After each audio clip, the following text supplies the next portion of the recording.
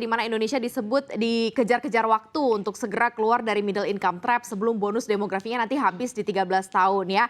Salah satu caranya adalah melipat gandakan level PDB menjadi negara maju dengan sebanyak-banyaknya kita cetak nih banyak pengusaha baru di semua sektor dan usaha. Salah satunya pengusaha ekonomi kreatif yang menginspirasi para entrepreneur muda. Anda melihatnya seperti apa, Mas Yoris? Ya, saya sangat setuju dengan statement tersebut dan kita berada di posisi yang sangat baik. Saya sudah mungkin cukup lama ya, belasan tahun jadi pembicara. Zaman dulu saya ke kampus-kampus, saya tanya, kalau lulus kuliah mau jadi apa? Itu 100% jawabannya mau jadi pegawai negeri. Tapi kalau kita lihat dalam berapa tahun terakhir ini, ditanya mau jadi apa udah beragam. Dan bukan hanya jadi pegawai negeri, jadi pengusaha, dan bahkan sampai ada yang mau jadi presiden. Jadi menurut saya kita berada di posisi yang cukup baik karena menjadi pengusaha itu nggak seperti mungkin zaman saya dulu masih muda tuh kayaknya saya mau jadi pengusaha tuh ditentang oleh orang tua saya. Kamu gila, kamu udah enak posisinya di Hard Rock Cafe, sudah jadi direktur di berbagai perusahaan MRA, ngapain resign, ngapain jadi pengusaha gitu. Jadi buat saya Indonesia saat ini berada di track yang sudah lebih baik. Nah, tinggal bagaimana kita mewujudkan angka tadi dan kita benar-benar bisa mencetak ribuan pengusaha baru. Oke, jadi kayak menjadi pengusaha bukan pekerjaan yang menjanjikan gitu kayaknya. Kok menjadi pengusaha udah enak-enak begitu ya di sektor formal malah mau jadi pengusaha ya. Saya ke Mas Akbar. Mas Akbar, Anda kan juga pasti berhubungan langsung dengan para pengusaha muda yang baru-baru mungkin bermunculan setiap tahun begitu ya. Melihat 1.600 pengusaha harus dicetak supaya kita keluar dari middle income trap. Anda melihatnya seperti apa, Mas Ya, Akbar? memang syarat untuk menjadi negara maju, kita harus punya pengusaha dari tingkat populasi itu ya sekitar 10-12%. Hari ini kita baru punya 3,4%, yang artinya dari total populasi 270 juta, hanya 9 juta orang yang hari ini aktif melakukan kegiatan sebagai wirausaha. Untuk itu saya rasa kampus sebagai laboratorium pencetak pengusaha-pengusaha baru, anak-anak muda, ini harus kita bisa kapitalisasi bersama, berkolaborasi dengan ekosistem dunia usaha, utamanya HIPMI, untuk bisa menebar virus-virus kewirausahaan. Itu yang pertama. Yang kedua, selanjutnya diberikan pendampingan terhadap pengusaha-pengusaha baru agar mereka bisa meng-upskill kegiatan usahanya dan bisa tetap dalam koridor yang memang harus dilakukan. Kira-kira seperti itu. Oke, kalau pertumbuhan pengusaha-pengusaha baru mungkin yang tergabung di HIPMI sendiri ini cukup banyak nggak sih? Cukup Year banyak. by year-nya, tahun ke tahunnya? Ya, cukup banyak dengan kegiatan-kegiatan yang kita buat, apalagi infrastrukturnya HIPMI hari ini kita sampai dengan kampus. Kita punya HIPMI perguruan tinggi yang memang infrastrukturnya sampai dengan kampus, yang bisa membuat kegiatan seperti pelatihan, seminar kewirausahaan, juga membuka aspek-aspek dan akses-akses permodalan, akses pasar dan lain-lain. Ini yang dibutuhkan oleh pengusaha-pengusaha baru untuk bisa mendevelop, untuk bisa mengupskill seluruh kegiatan usaha-usahanya. Dan ya sampai dengan hari ini kita cukup optimis untuk bisa mengejar ketertinggalan. Dari HIPMI sendiri kita mempunyai target bersama dengan pemerintah. Yang harus dilakukan pemerintah adalah memberikan afirmasi ataupun memberikan dukungan terhadap pengusaha-pengusaha baru sehingga pengusaha baru bisa lahir dan berkembang. Akses permodalan, akses pasar begitu ya, ini juga harus diberikan begitu ya, sekaligus juga pendampingan sebenarnya karena mungkin mereka bingung gitu ya harus melakukan apa, level of creativity-nya juga ada pendampingan di sana. Tapi Bank Mandiri sudah melakukannya kayaknya one step ahead karena sudah mencetak wirausaha muda mandiri nih, ada programnya ternyata ya. Sejauh ini apa sih yang ditemukan begitu ya oleh dari sisi Mandiri sendiri untuk bisa mencetak calon-calon pengusaha-pengusaha baru ini nih Pak Diwak? Ya, kita ngomong spesifik terkait dengan program Wirausaha Muda Mandiri ya. Kita sudah mulai dari tahun 2007-2008, sepakat bahwa kita memang mulai dari kampus waktu itu. Memang program ini seperti tadi Mas Yoris bilang bahwa kalau 15 tahun lalu ditanya mau jadi apa mahasiswa, pasti jawabannya tentunya mau jadi pengacara, insinyur dan lain-lain gitu ya. Namun entrepreneur ini kan kira-kira baru 10 tahun belakangan lah gitu ya, populer gitu ya. Bahkan sudah ada kuliah yang punya kurikulum yang khusus gitu ya. Dan Bank Mandiri di sini memang punya kepentingan untuk menciptakan lebih banyak pengusaha ini. Kenapa? Karena kan kita jasa keuangan. Tentunya pengusaha itu, kalau pengusaha beneran gitu ya, artinya untuk dia bisa scale up, untuk bisa maju, tentunya membutuhkan jasa-jasa layanan keuangan kami gitu ya. Namun kita juga pengen mereka sustain gitu kan, nggak cuma minjam terus kemudian bisa minjam tapi nggak bisa bayar gitu misalnya kan. Jadi kita punya kepentingan juga untuk menjaga sustainability mereka. Oleh karena itu ada pendampingan. Jadi program Wira Usaha Muda Mandiri ini selain mencari bibit-bibit yang baik, yang baru, pengusaha-pengusaha muda di kampus gitu ya, namun juga setelah itu, setelah mereka dikurasi dari berbagai step kompetisi, kemudian akhirnya kita lakukan pendampingan di situ untuk kemudian dia bisa belajar how to start up gitu maksudnya. Jadi setelah mereka menang kita kasih lagi 3-6 bulan untuk kita coaching sebenarnya itu. Jadi memang itu sudah kita lakukan secara konsisten selama 15 tahun terakhir. Namun memang di tahun-tahun belakangan hanya bentuknya aja yang berbeda-beda supaya bisa tetap relate dengan anak-anak muda. Gitu. Mungkin kalau kita bisa lebih perjelas begitu ya, tujuan kemudian sasaran untuk bisa join nih di wirausaha mandiri begitu ya. Ini seperti apa sih untuk bisa dapat coaching tadi step by stepnya itu? Mungkin teman-teman di rumah punya usaha tapi bingung mau larinya kemana gitu ya. Nah ternyata Pak Diwang bawa kabar gembira ini. Sekaligus aku pengen dengar juga sukses story-nya sih. Dari sejauh pendampingan yang ada, sejauh mana mereka sustain, bahkan mungkin usahanya scale up sampai kelasnya naik kelas begitu ya. Ini seperti apa Pak Diwang? Wirausaha Muda Mandiri artinya memang kita sukses untuk membuat kompetisi sampai sekarang karena memang konsistensi itu membuat salah satu kompetisi yang familiar lah di kalangan anak muda gitu ya, sehingga mereka berbondong-bondong untuk register atau daftar gitu ya.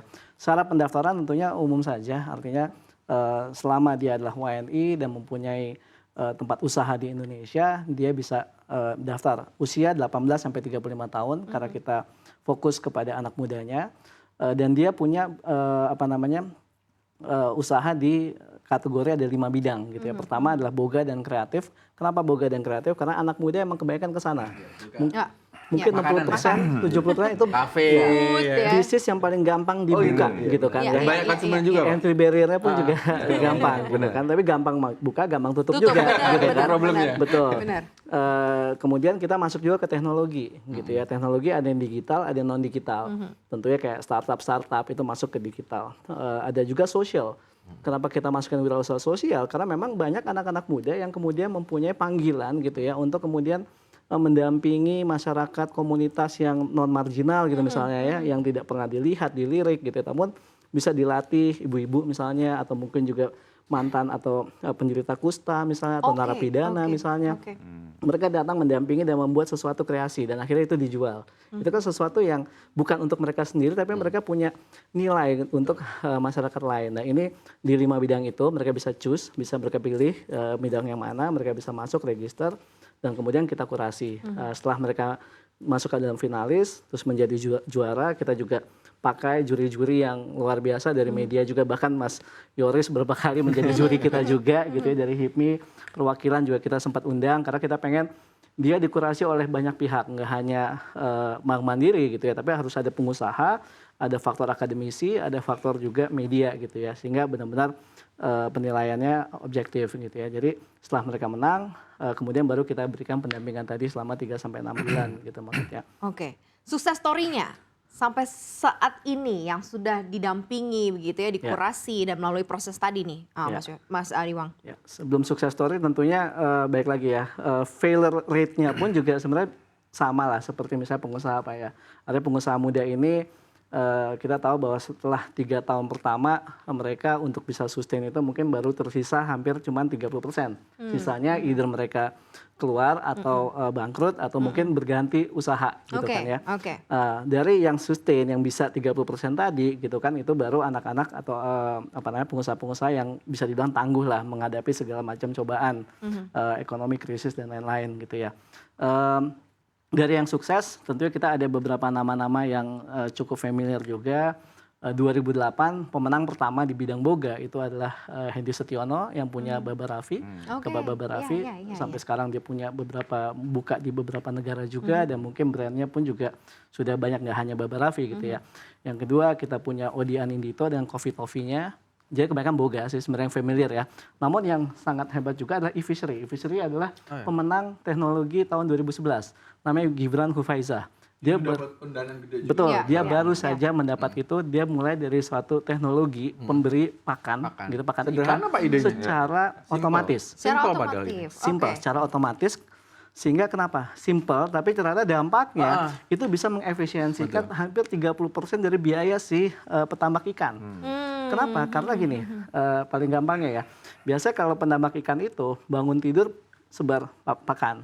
Sore sebelum tidur maghrib gitu ya dia sebar lagi. Dia nggak teratur gitu ya. Maksudnya dia teratur dengan begitu. Tapi ketika kemudian dikuras itu banyak sekali pakan yang tersisa di dalamnya sehingga pemberiannya berarti nggak efisien. Betul, Ya kan? betul, Itu kok dinilai ya kan cost daripada si petambak ini kan pakan ya kan. Apalagi gitu selain kolamnya. Oleh karena itu diciptakanlah suatu teknologi bisa membaca gimana caranya ketika ikan itu lapar baru mesin itu secara otomatis tersebar. Pakai apa? Pakai gelombang. Oh, Jadi oke, ikan itu atau oke. udang itu kalau merasa lapar dia akan goyang lebih cepat, lebih Wow, aktif. Ada wow. bisa perilaku ikan aja di Iya. Hebat ya. Itu berarti poinnya kan keluar itu bisa dari riset juga Iya, gitu ya. betul. Jadi mereka melakukan usaha atau bisnis apapun itu udah based on research ya. Betul. Nanti kita sambung lagi Pak Mas Diwang ya. Tapi saya mau ke Mas Maruf. Kenapa harus ada tadi rumusnya berapa? 1.600 lebih ya. Yang harus ada untuk bisa keluar dari middle income trap. Yang harus ada untuk jadi negara maju. Jadi saya mungkin pakai perspektif makroekonomi ya, jadi teori makro. Jadi GDP itu kan terbagi dari 4 ya. Apa namanya? Consumption berarti masyarakat secara umum dan itu 50%.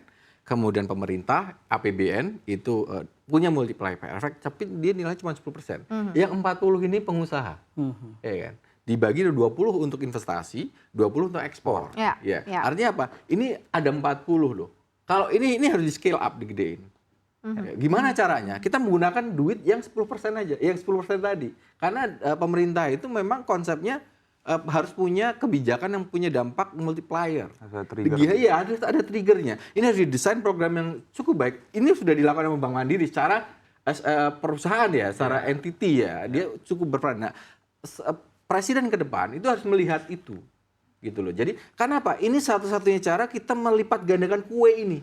Karena yang kenapa? Karena yang 40 ini dia bisa create lapangan pekerjaan.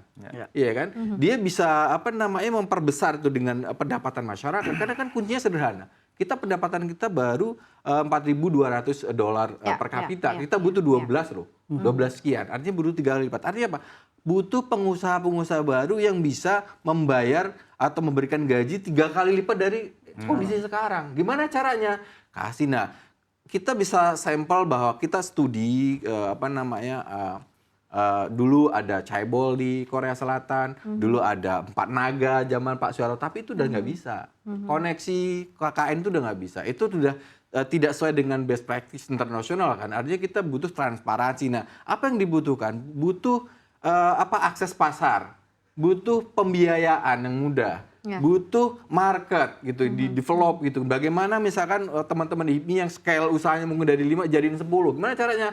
Ekspor dipermudah, akses. Ketemukan dengan investor dari luar negeri. Hal-hal seperti itu harus kreatif dan kemudian kita harus pemerintah juga harus duduk bersama dengan pengusaha, dengan semua sektor elemen. Ini kita mau milih kue yang mana nih? Yang diperbesar. Kita ada 17 sektor usaha. Kita mau fokus di mana? Katakan pertanian. Pertanian itu menyerap sekitar 30% tenaga kerja. Iya kan? Industri itu sekitar 14. Itu harus dibicarakan bersama. Gitu kan. Dan sekarang kalau pendekatannya apa? Pendekatan digital. Ya kan? Tadi di perikanan ada pakai digital, mungkin di sini juga pakai digital karena itu masa depan.